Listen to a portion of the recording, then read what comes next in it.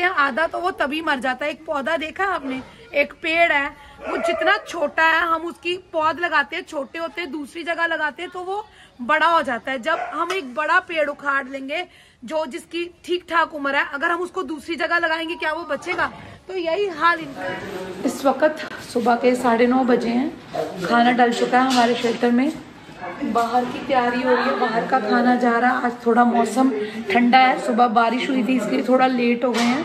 अभी अभी बाहर किसी का कॉल आया है, बाहर कोई वैन में अपना डॉग छोड़ने आया है। वो हेल्दी डॉग है, बच्चों ने बताया है। वो कहाँ से आए हैं कहाँ से नहीं, वो मैं जाके देखती हूँ क्यों छोड़ रहे हैं।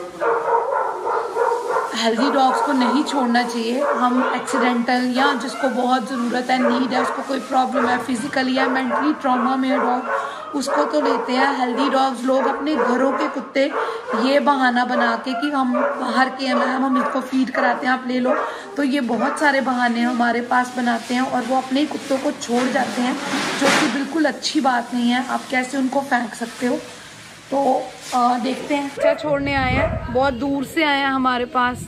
हम शहर नहीं बताएंगे, नहीं तो लोगों को यही लगता है कि वो इतनी दूर से हम भी छोड़ें, पर हम इस चीज़ को बिल्कुल बढ़ावा नहीं देते। बिल्कुल हेल्दी डॉग है, आप देखो, और इन्होंने पाला हुआ है, इनसे अटैच्ड है। कभी भी जब डॉग बड़ा होता है 1.5 साल का, उसको कभी अपनी रूट से अलग नहीं करना चाहिए।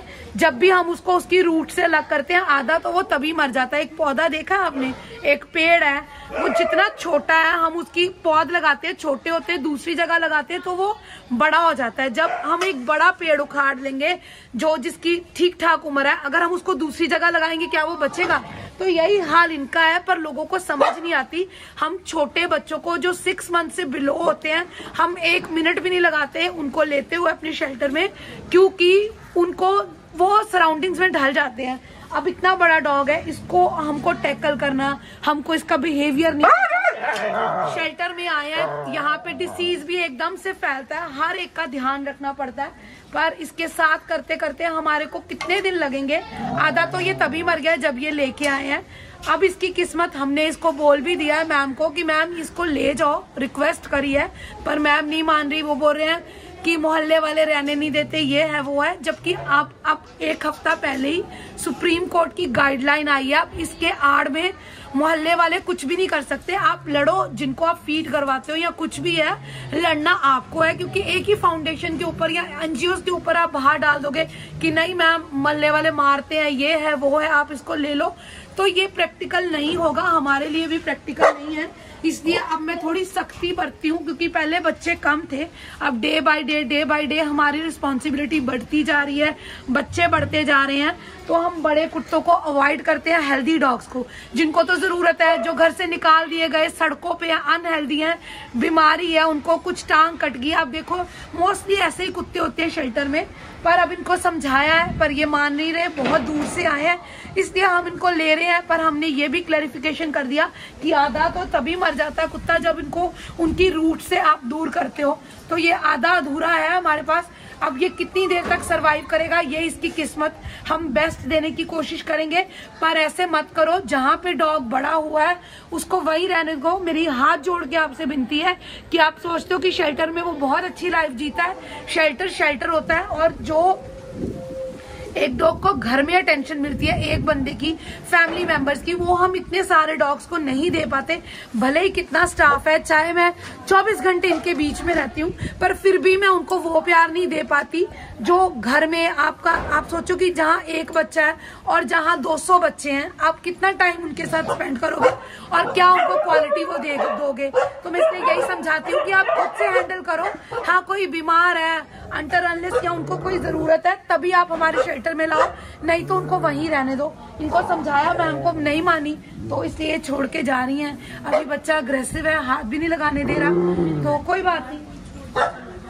अभी ये बच्चा अब कितने दिन बेचारा यही दरवाजे पे खड़ा रहेगा, इसी आस में कि वो जो छोड़ के गए हैं मेरे को लेने आएंगे, तो ये इतना उदास रहेगा, ये दीवारें तोड़ने की या ये इसको तोड़ने की कोशिश करेगा। तो ये जो है, ये हम अच्छा नहीं करते इनके उसमें, ये कोई अच्छी उनको ब्लेसिंग्स नहीं मिलेगी इसकी। ये रोएगा जब तो इसकी बेचारे के रोने का इसका क्या कसूर है?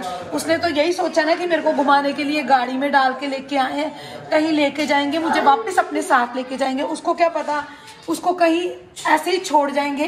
तो ये भी इक्वल टू रास्ते में छोड़ने के बराबर ही है। देखो, अगर आप किसी की जिम्मेवारी उठाते हो ना तो पूरी जिम्मेवारी उठाओ, नहीं तो ऐसे मुझे बहुत दुख होता है क्योंकि मैं बहुत प्यार करती हूँ इनसे।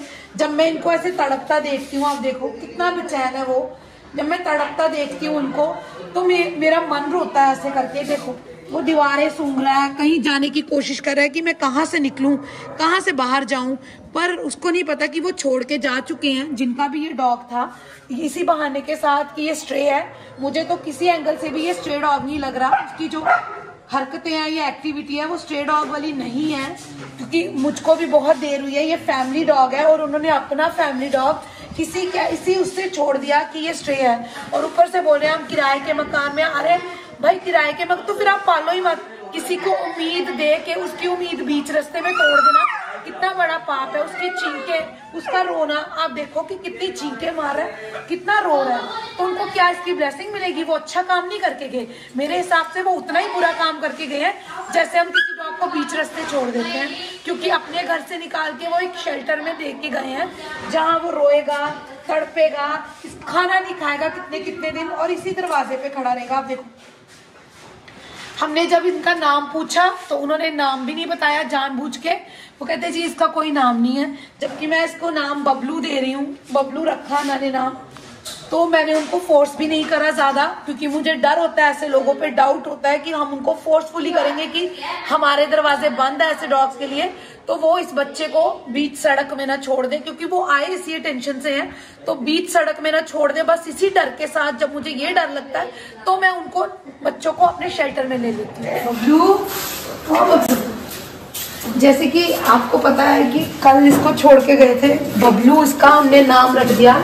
ये यहीं खड़ा है अपने मालिक के इंतजार में कि मेरे घर वाले आएंगे और मुझे लेके जाएंगे। कल से इसी तरह दरवाजे पे उनकी वेट कर रहा है।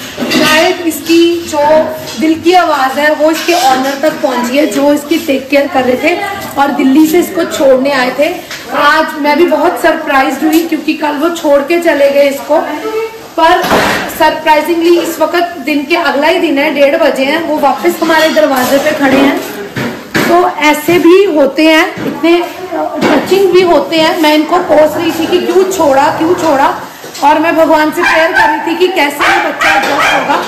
शायद मेरी प्रेयर और उसकी चीखें जो है उनके ऑनर तक पहुंची, जो इनकी टेक केयर कर रहे थे, वो वापस उसको दोबारा से लेने आए हैं। ऐसा कभी होता नहीं है, पर वो भी लकी है और ये भी लकी है।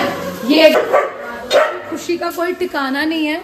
कल से गुमसुम उदास बैठा था, इसीलिए हम कहते हैं कि ये बड़े अनमोल होते हैं और उनका प्यार इतना ट्रू होता है। कल से इसने खाना भी नहीं खाया, इसको जल्दी है जाने की, फटाफट से देखो उसकी एक्साइटमेंट देखो।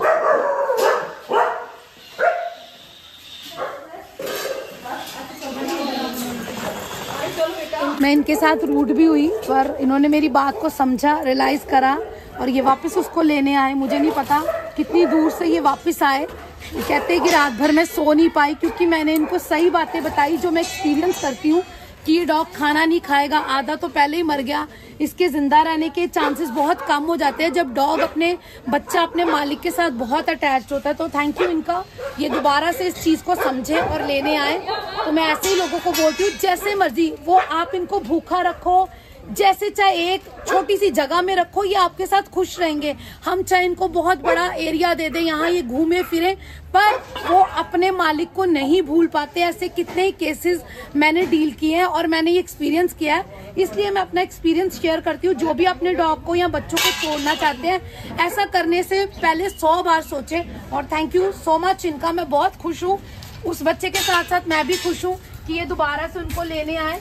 तो मैंने अगर गलती से इनको ऐसी चुभने वाली बातें कही और उसकी वजह से ये वापस आए, मेरी चुभने वाली बातें करने का मकसद ही यही था कि इनको दिल को लगे और ये राइट डिसीजन ले, और इन्होंने लिया। तो थैंक यू वेरी मच।